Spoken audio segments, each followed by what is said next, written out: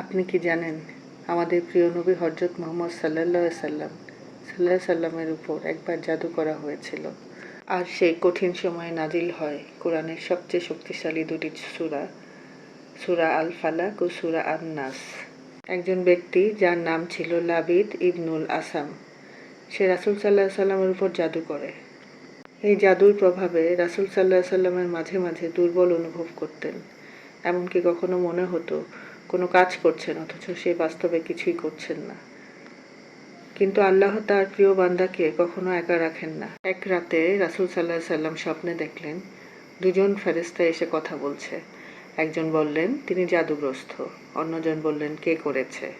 ফেরেশতা বললেন লাবিদ ইবনুল আসাম। অন্যজন ফেরেশতা বললেন জাদুটি কোথায় আছে? একটি কূপের ভিতরে, গিঁট দেওয়া, সুতায় বাঁধা অবস্থায়। এরপর হযরত জিবরাইল আলাইহিস সালাম এসে নাজিল করলেন সূরা ফালাক ও সূরা নাস। জাদুর সুতোতে ছিল 11টি গিঁট। প্রতিটি আয়াত পড়ার সাথে সাথে একটি করে গিঁট খুলে যেতে লাগলো।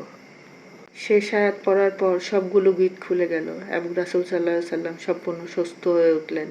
এই সত্য ঘটনা থেকে আমরা এটাই শিখতে পারি, আল্লাহর কাছে আশ্রয় চাইতে হবে, হিংসা, জাদু ও শয়তানের কুমন্ত্রণা থেকে বাঁচতে হবে।